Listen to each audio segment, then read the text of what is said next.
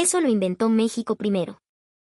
La frase cayó como una piedra en medio del comedor universitario de Harvard.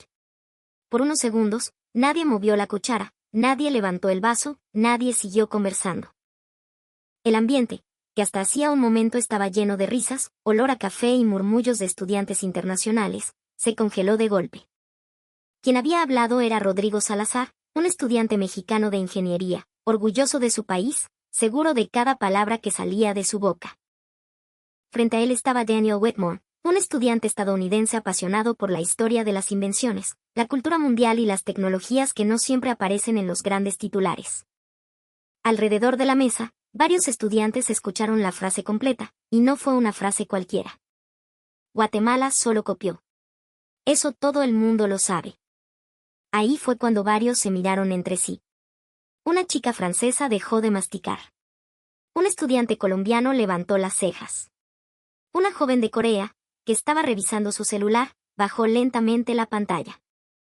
Porque una cosa es presumir de tu país, y otra muy distinta es acusar a otro país de vivir robando cultura, técnicas y méritos ajenos. Pero lo que Rodrigo no sabía era que, en los siguientes minutos, su seguridad iba a empezar a romperse lentamente. No por gritos. No por insultos. No por humillación barata. Sino por algo mucho más incómodo, los hechos. Y cuando los hechos aparecen, la arrogancia deja de sonar como orgullo y empieza a sonar como ignorancia. La pregunta era simple, pero brutal: ¿qué ha aportado realmente Guatemala al mundo? ¿Es Guatemala solo un país pequeño en Centroamérica, reducido por extranjeros a volcanes, café, pobreza, migración y titulares incompletos? ¿O existe detrás de esa imagen una historia silenciosa de resistencia, precisión, sabor, identidad, trabajo y confianza que muchos países han usado sin reconocer? Mi nombre es Daniel Whitmore. Nací en Boston, crecí entre bibliotecas, hospitales y conversaciones largas sobre economía internacional. Actualmente estudio Relaciones Internacionales y Desarrollo Tecnológico en Harvard. Desde muy joven entendí algo: discutir con personas de otras culturas es una de las formas más duras, pero también más honestas, de aprender. Mi madre trabajó durante años como enfermera. Ella siempre decía que, en un hospital, la confianza no es una palabra bonita, es una condición de vida o muerte. Un equipo médico puede verse moderno, caro, brillante, pero si falla en el momento exacto, todo se derrumba. Ella hablaba de precisión, de cuidado, de manos que hacen bien su trabajo aunque nadie las vea. Tal vez por eso siempre me interesaron los países que no gritan demasiado, pero sostienen cosas importantes. Países que no siempre aparecen en la portada de las revistas, pero están presentes en lo que comemos, en lo que vestimos, en lo que exportamos, en lo que heredamos culturalmente. Y Guatemala, aunque muchos no lo acepten, pertenece a esa categoría. Durante mis estudios, investigué cadenas de suministro, productos agrícolas de alta calidad, textiles tradicionales, turismo cultural, economías de identidad y la forma en que ciertos países pequeños influyen mucho más de lo que su tamaño sugiere. Leí sobre el café guatemalteco de altura, sobre el cardamomo, sobre el jade, sobre la herencia maya, sobre los textiles de comunidades indígenas, sobre técnicas agrícolas en zonas volcánicas, sobre artesanos que trabajan con una precisión que ninguna máquina puede copiar del todo. También leí sobre otra cosa: el modo en que muchos países grandes absorben, simplifican o incluso se apropian de la identidad de países más pequeños. Eso pasa en la comida, en la moda, en el turismo, en la música, en el comercio y hasta en la narrativa internacional. Por eso, cuando Rodrigo dijo que Guatemala solo copiaba, no me enojé. Me quedé quieto. Respiré. Porque en discusiones así, el primer impulso es responder con rabia. Pero la rabia muchas veces le da ventaja al que provocó. Los hechos, en cambio, no necesitan levantar la voz. Aquella tarde, el comedor de Harvard estaba lleno. Afuera hacía frío, los árboles del campus estaban medio desnudos y el cielo tenía ese tono gris de Boston que hace que todo parezca más serio de lo normal.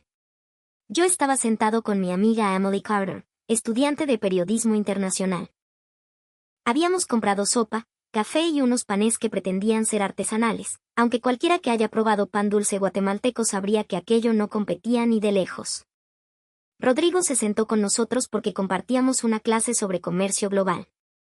Era carismático, hablador, de esos estudiantes que entran a una conversación y en 5 minutos ya están dominando la mesa. Hablamos primero de teléfonos, luego de autos eléctricos, después de inteligencia artificial, hasta que la conversación giró hacia América Latina.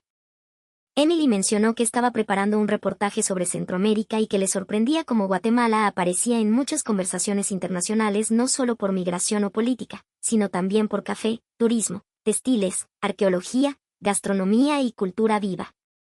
Rodrigo sonrió con suficiencia. Bueno, Guatemala tiene cosas bonitas, no lo niego. Pero muchas de esas cosas vienen de México. El maíz, la cultura maya, los textiles, hasta ciertas comidas.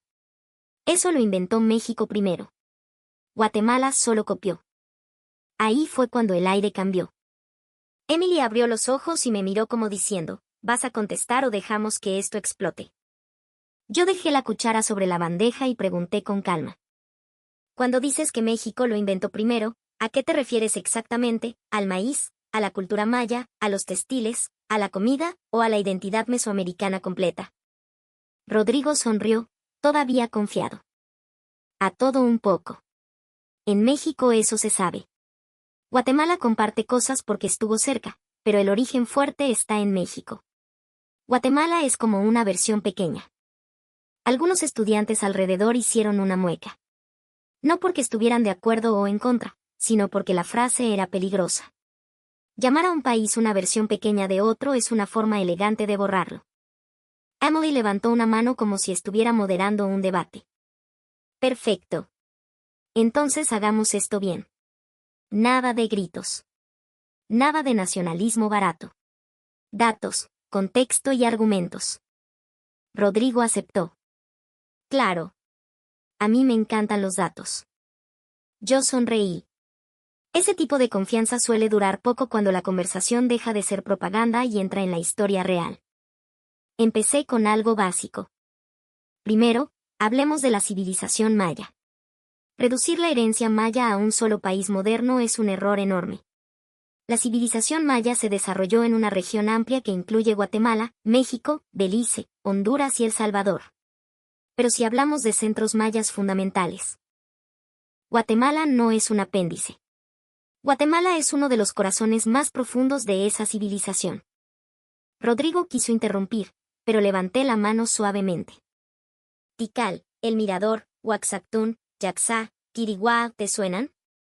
Rodrigo guardó silencio. Emily, que ya estaba tomando notas, murmuró. Eso cambia mucho el enfoque. Claro que lo cambia, respondí. Porque mucha gente extranjera ve pirámides mayas y automáticamente piensa solo en México. Pero cuando llega a Guatemala y ve la escala de Tikal, la profundidad de Petén, la selva cubriendo ciudades antiguas. Entiende que Guatemala no está copiando una historia ajena. Guatemala está custodiando una parte esencial de la historia de la humanidad. Una chica alemana de la mesa vecina se inclinó un poco. Yo estuve en Tikal, dijo. Fue una de las experiencias más fuertes de mi vida. No se siente como una atracción turística. Se siente como entrar en una memoria viva. Rodrigo bajó un poco la mirada. Ya no sonreía tanto. Pero esto apenas empezaba. Emily preguntó. ¿Y el maíz? Porque Rodrigo mencionó el maíz como si fuera propiedad de un solo país. Yo asentí. El maíz es una raíz mesoamericana compartida. Pero en Guatemala tiene una dimensión cultural profundamente viva. No es solo comida. Es identidad. Es espiritualidad. Es familia. Es mercado. Es tortilla caliente en la mesa. Es tamal en celebración. Es atole en la mañana. Es una abuela enseñando con las manos. No con un manual. Rodrigo movió la cabeza. Pero México también tiene eso. Por supuesto, dije. Y nadie lo niega. El problema empieza cuando, para levantar a un país, tienes que borrar al otro. Guatemala no necesita negar a México para existir. Pero tampoco tiene que aceptar que la traten como sombra. Esa frase provocó un silencio raro. No incómodo, sino atento. Y ahí decidí ir más lejos. Además, si hablamos de productos que el mundo consume y valora, Guatemala tiene una fuerza silenciosa impresionante. El café guatemalteco, por ejemplo, no es solo café. Es altitud, Suelo volcánico, microclimas, manos campesinas, selección cuidadosa, cosecha difícil. Paciencia. Muchos extranjeros prueban café de Antigua, Huehuetenango, Atitlán o Cobán y se sorprenden porque no esperaban esa complejidad. Emily sonrió. Eso sí lo sé. Mi papá compra café guatemalteco y se pone insoportable explicando las notas de chocolate, cítricos y caramelo. Algunos se rieron. Yo continué. Y ahí está el punto. El mundo muchas veces disfruta el resultado, pero no mira el esfuerzo detrás. Mira una taza elegante en Nueva York, Tokio, París o Berlín, pero no imagina al productor guatemalteco subiendo laderas, enfrentando lluvias, precios injustos, intermediarios. Crisis climáticas y aún así manteniendo calidad. Eso no es copia. Eso es disciplina heredada.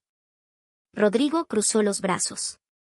Bueno, café produce en muchos países. Sí, respondí. Pero no todos logran convertir territorio, clima, cultura y técnica en una identidad reconocible. Guatemala lo hizo. Y lo mismo pasa con el cardamomo. Mucha gente ni siquiera sabe que Guatemala es uno de los grandes nombres mundiales en cardamomo. Lo consumen en Medio Oriente, Asia y Europa. Pero no siempre saben que detrás hay agricultores guatemaltecos. Un estudiante india levantó la cabeza. ¿Cardamomo guatemalteco? En mi casa usamos mucho cardamomo. Nunca pensé en Guatemala. Exactamente, dije. Ese es el drama. Guatemala está más presente en el mundo de lo que el mundo cree. Pero su presencia es silenciosa. Y lo silencioso muchas veces es robado por lo ruidoso. Rodrigo se removió en la silla. Esa frase le había pegado. Porque en América Latina hay un problema del que casi nadie quiere hablar. Los países con más industria mediática suelen imponer la narrativa cultural. Lo que se parece a ellos, lo reclaman. Lo que no conocen, lo simplifican. Lo que no pueden controlar, lo llaman copia. Y Guatemala ha sufrido eso. Durante años, muchos extranjeros la han visto como un país de paso, como una nota al pie entre México y el resto de Centroamérica. Pero cuando llegan, cuando caminan por Antigua Guatemala, cuando suben al mirador de un volcán, cuando escuchan un idioma maya en un mercado, cuando ven a una mujer tejer un huipil con símbolos que no son decoración sino memoria, la idea se les cae. Emily preguntó entonces.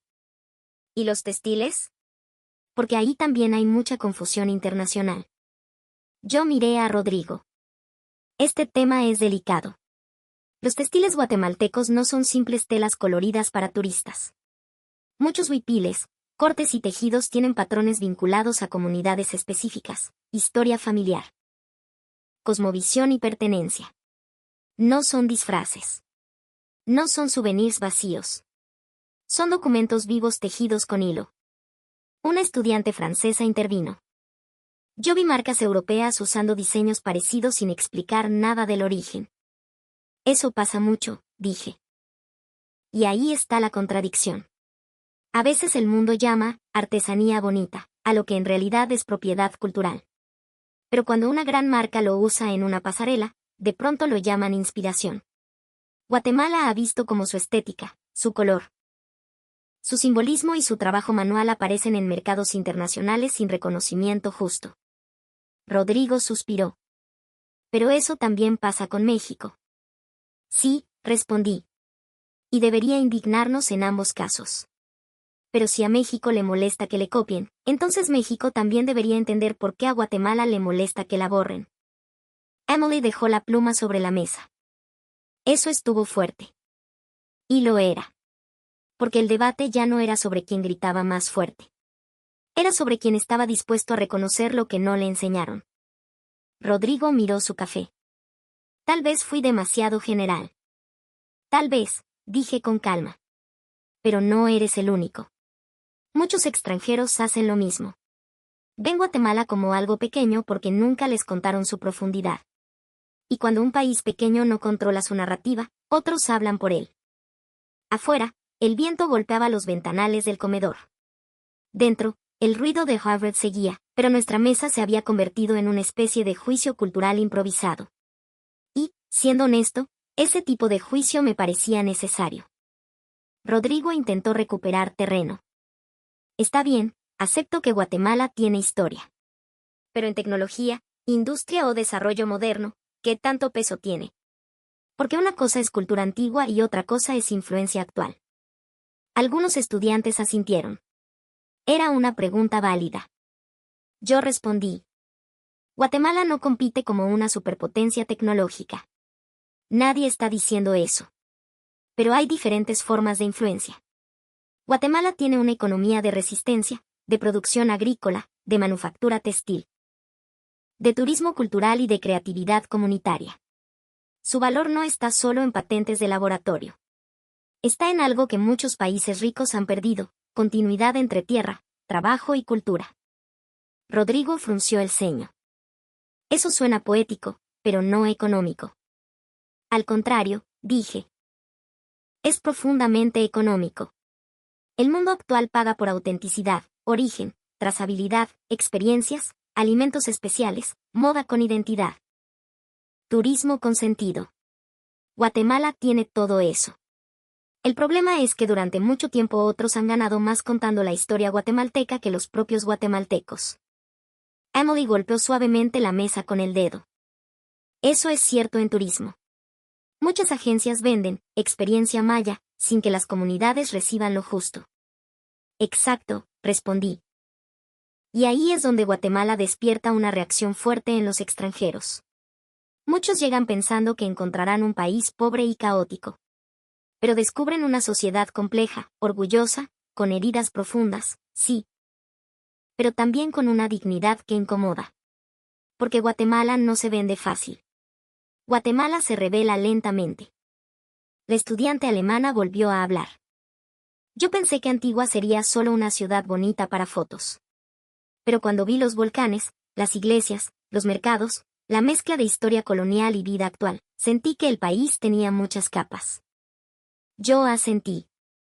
Eso es Guatemala. Capas. No se entiende en una postal. No se entiende desde un titular extranjero. No se entiende desde la mirada arrogante de quien compara todo con su país. Guatemala obliga a mirar despacio. Rodrigo respiró hondo. Bueno, pero también hay problemas fuertes. Por supuesto, dije. Y negarlo sería absurdo. Guatemala tiene desigualdad, corrupción, violencia, migración forzada, racismo histórico contra pueblos indígenas, falta de oportunidades. Pero aquí viene lo importante, un país no se mide solo por sus heridas. También se mide por lo que hace con ellas. La mesa quedó en silencio. Y Guatemala, con todas sus dificultades, sigue produciendo belleza. Sigue sembrando. Sigue tejiendo. Sigue cocinando. Sigue levantándose después de erupciones, tormentas, crisis políticas y abandono. Eso para mí no es romanticismo. Eso es una forma brutal de fuerza. Emily murmuró. Una fuerza que no presume. Exacto, dije. Y quizá por eso muchos extranjeros se sorprenden tanto. Porque esperan encontrar debilidad, y encuentran carácter. Rodrigo miró por la ventana. En México muchas veces vemos a Guatemala como un país hermano, pero también no sé más pequeño. Ese es el problema, respondí. La palabra hermano puede ser hermosa, pero también puede esconder superioridad. Si dices hermano menor con cariño, bien. Pero si lo dices para reducirlo, entonces ya no es hermandad. Es jerarquía. Rodrigo no respondió. Ahí Emily, con esa habilidad periodística para meter el dedo donde duele, preguntó. Daniel, si tuvieras que explicar en una frase por qué los extranjeros cambian de opinión sobre Guatemala, ¿qué dirías? Pensé unos segundos. Diría que Guatemala no impresiona porque sea perfecta. Impresiona porque, aun siendo golpeada por la historia, conserva algo que muchos países perdieron, alma. La frase quedó flotando. Y sí, sonaba intensa. Pero era verdad. Porque Guatemala no es un país diseñado para complacer la mirada extranjera. No es un parque temático. No es una marca limpia y empaquetada. Guatemala es contradictoria, dolorosa, luminosa, antigua y joven al mismo tiempo. Tiene calles rotas y paisajes que parecen imposibles. Tiene mercados caóticos y una organización cultural que viene de siglos. Tiene pobreza visible y una riqueza simbólica que muchos países desarrollados pagarían millones por inventar.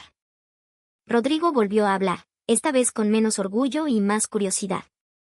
Entonces, ¿tú dirías que Guatemala ha sido subestimada? Completamente, respondí. Y no solo por extranjeros. A veces también por latinoamericanos. Hay países que solo miran a Guatemala cuando necesitan hablar de migración, crisis o frontera. Pero no la miran cuando se habla de arte, agricultura de calidad, arqueología, identidad indígena, gastronomía.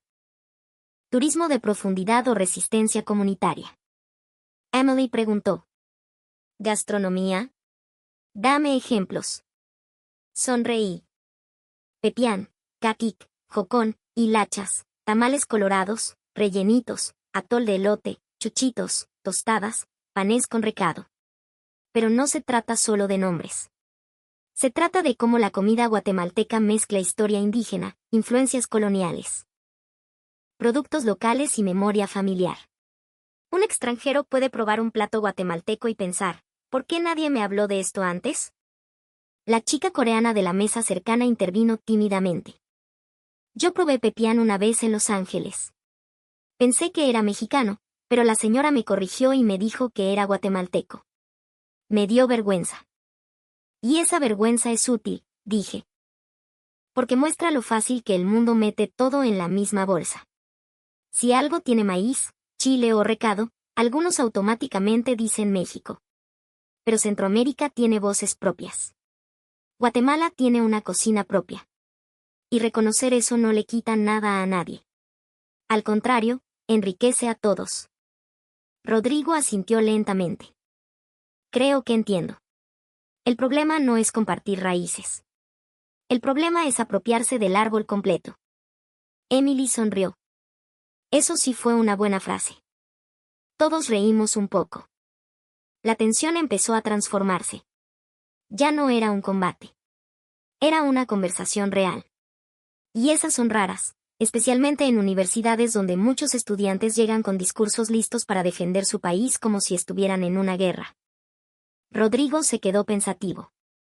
Me hace pensar en algo. En mi país, muchas veces se habla de Guatemala solo cuando hay noticias de migrantes o problemas. Casi nunca se habla de su cultura en serio. Exacto, dije. Y ahí los medios tienen responsabilidad.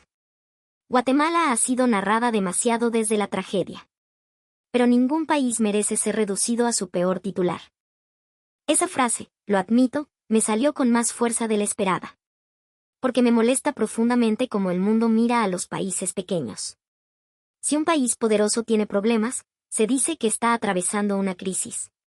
Si un país pequeño tiene problemas, se dice que esa es su esencia. Esa doble moral es brutal. A Guatemala le han hecho eso durante décadas. La miran desde arriba. La explican sin escucharla. La usan como fondo exótico. La visitan para tomarse fotos y luego se van creyendo que ya entendieron todo. Pero Guatemala no se entrega en 3 días. Guatemala exige respeto. Rodrigo preguntó. ¿Y cómo reaccionan los extranjeros cuando realmente la conocen? Emily se adelantó. Muchos quedan sorprendidos. Yo entrevisté a una fotógrafa canadiense que fue a Guatemala pensando hacer un reportaje sobre pobreza rural. Volvió hablando de dignidad, belleza y comunidad. Dijo que se sintió avergonzada por haber llegado con una mirada tan limitada. Eso pasa mucho, dije. Los extranjeros llegan con prejuicios. Piensan que Guatemala es peligrosa, desordenada, atrasada. Y sí, hay zonas difíciles, como en cualquier país con problemas estructurales. Pero luego descubren hospitalidad, mercados llenos de vida, gente que trabaja desde antes del amanecer. Jóvenes bilingües o trilingües, comunidades que protegen tradiciones, artistas que reinterpretan lo antiguo, emprendedores que luchan con casi nada. Rodrigo apoyó los codos en la mesa. Entonces Guatemala no es silenciosa porque no tenga nada que decir. Es silenciosa porque el mundo no la escucha. Exacto, respondí. Y cuando finalmente la escucha, queda en shock. Esa era la línea perfecta para un video de YouTube, pensé. Y si esto fuera un canal de comentarios internacionales, el título sería algo como, Se burló de Guatemala en Harvard y terminó recibiendo una lección que dejó a todos callados. Porque eso era exactamente lo que estaba pasando. Rodrigo no estaba siendo destruido. Estaba siendo obligado a mirar. Y a veces mirar duele más que perder una discusión. La conversación siguió hacia el turismo. Emily dijo: Antigua es muy famosa, pero siento que a veces los extranjeros se quedan solo ahí. Sí, respondí. Antigua es una joya, pero Guatemala no termina en Antigua. Está el lago de Atitlán, con sus pueblos y su energía casi inexplicable. Está Petén, con la selva y las ciudades mayas. Está Quetzaltenango, con su vida estudiantil, su frío, su historia. Está Livingston, con cultura garífuna. Está Chichicastenango, con un mercado que no es solo comercio, sino espectáculo social, espiritual y cultural. Está Semuc Champey, que parece inventado por alguien exagerado. La estudiante francesa sonrió. Semuc Champey parece irreal. Guatemala tiene esa costumbre, dije. Parecer irreal y al mismo tiempo estar llena de problemas muy reales. Esa contradicción es parte de su potencia. Rodrigo ya no discutía. Escuchaba. Y entonces le dije algo que cambió por completo su expresión. ¿Sabes qué es lo más interesante? Que Guatemala no necesita demostrar que es más grande que nadie. No necesita competir con México, ni con Costa Rica, ni con Colombia, ni con Perú. Guatemala tiene una fuerza distinta. Su grandeza no está en dominar la conversación, sino en permanecer. Ha sobrevivido a conquistas, guerras internas, explotación, racismo, desastres naturales y olvido internacional. Y aún así, sigue generando cultura. Rodrigo bajó la vista. Eso sí es fuerte. Lo es, dije. Porque hay países que con la mitad de esos golpes habrían perdido su identidad. Guatemala no. Guatemala carga heridas, pero también memoria. Y la memoria puede ser más poderosa que cualquier campaña publicitaria. Emily miró su reloj, pero nadie se levantó. La conversación nos había atrapado. Rodrigo finalmente dijo: Creo que fui injusto. Nadie habló. Era mejor dejarlo continuar. Yo crecí escuchando que muchas cosas de Centroamérica eran derivadas de México. Nunca lo cuestioné. Supongo que repetí lo que escuché. Eso nos pasa a todos, respondí. La diferencia está en qué hacemos cuando descubrimos que una idea era incompleta. Rodrigo soltó una risa incómoda. Hoy me tocó quedar como arrogante. Emily sonrió. Un poco. Todos reímos, incluido Rodrigo. Y esa risa alivió el ambiente. Pero yo quería cerrar con algo importante. Rodrigo, Guatemala y México comparten raíces, sí. Pero compartir no significa absorber. La cultura no es una competencia de propiedad privada. Pero el respeto sí exige nombrar correctamente. Si un textil es guatemalteco, se dice guatemalteco. Si un plato es guatemalteco, se dice guatemalteco. Si una ciudad maya está en Guatemala, no se presenta como un detalle secundario. Eso es respeto básico. Rodrigo asintió. Tienes razón. La estudiante alemana agregó. Creo que eso aplica a muchos países pequeños. El mundo los mezcla porque no se toma el tiempo de aprender. Y ahí está el problema, dije. La ignorancia no siempre viene del odio. A veces viene de la comodidad. Es más fácil decir, todo es lo mismo, que estudiar las diferencias. Pero esa comodidad borra personas. Emily cerró su libreta. Esto debería ser una clase. Rodrigo sonrió. Una clase donde yo empecé mal. Pero terminaste mejor, respondí. Afuera, el cielo de Boston empezaba a oscurecer. Las luces del campus se encendían una por una.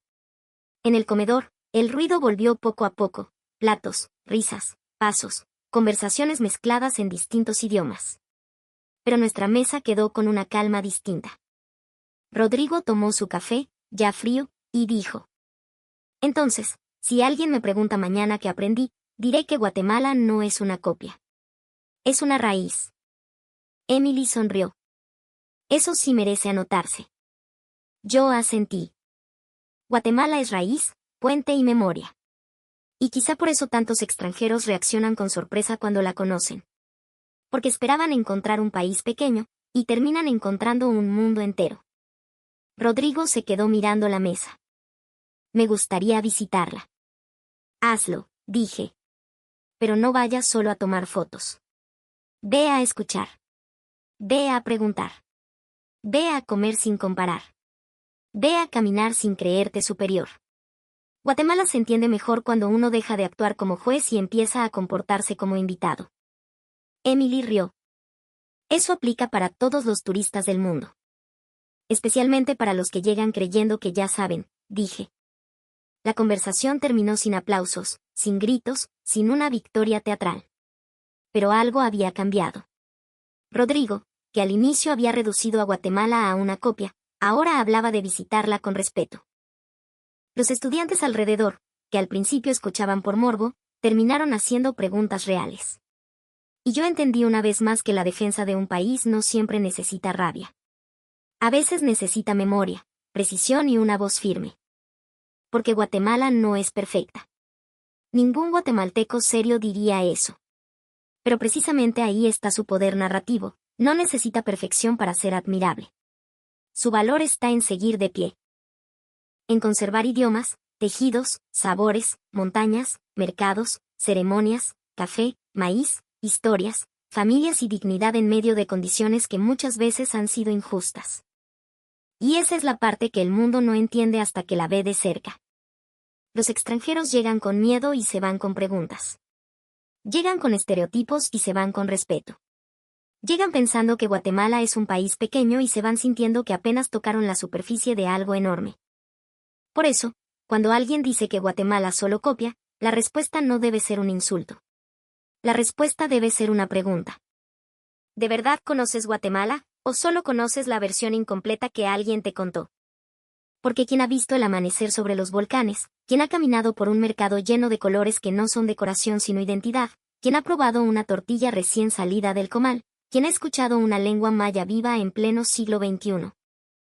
Quien ha sentido el peso de Tikal en medio de la selva, quien ha visto a una artesana tejer memoria con paciencia infinita, sabe que Guatemala no necesita robarle historia a nadie. Guatemala tiene historia de sobra. Y quizá por eso incomoda. Incomoda porque demuestra que un país golpeado puede seguir siendo bello. Incomoda porque prueba que la grandeza no siempre viene con rascacielos, ejércitos mediáticos o campañas millonarias. Incomoda porque revela que algunos pueblos han sostenido su identidad sin pedir permiso al mundo. Al final, mientras salíamos del comedor, Rodrigo caminó a mi lado y dijo en voz baja. Daniel, creo que hoy entendí algo. A veces uno defiende tanto su país que termina faltándole el respeto a otro. Lo miré y respondí. Eso no es defender. Eso es inseguridad disfrazada de orgullo. Rodrigo soltó una risa breve. Duro, pero cierto. Emily, caminando delante de nosotros, levantó el pulgar sin voltear. El frío de Boston nos recibió en la puerta. Las hojas secas se movían por el suelo del campus. Las luces amarillas de Harvard iluminaban los caminos, y por un momento pensé en Guatemala, tan lejos de allí, pero tan presente en aquella conversación. Presente en el café que muchos beben sin preguntar su origen. Presente en los tejidos que muchos admiran sin conocer su significado. Presente en la historia maya que algunos simplifican. Presente en los migrantes que trabajan duro lejos de casa. Presente en la comida que se confunde injustamente con otras cocinas. Presente en los paisajes que dejan sin palabras a los viajeros. Presente en esa dignidad callada que no necesita gritar para existir. Guatemala, entendí esa tarde, no es un país que se defienda solo con discursos. Se defiende con evidencia, con memoria, con trabajo y con esa fuerza silenciosa que a veces solo los extranjeros descubren cuando dejan de mirar desde arriba. Y esa es la lección que Rodrigo aprendió en Harvard. No fue una humillación. Fue algo más profundo. Fue el momento exacto en que un prejuicio se rompió frente a todos. Y cuando un prejuicio se rompe, aunque nadie aplauda, el mundo cambia un poco. Así que la próxima vez que alguien diga que Guatemala es una copia, que no tiene identidad propia, que solo vive a la sombra de otros países más grandes, recuerden esta escena, un comedor universitario, una frase arrogante. Una mesa en silencio y una verdad que terminó imponiéndose sin necesidad de gritar. Guatemala no es sombra. Guatemala es raíz. Guatemala no es copia. Guatemala es memoria viva. Y el mundo, aunque tarde, está empezando a darse cuenta.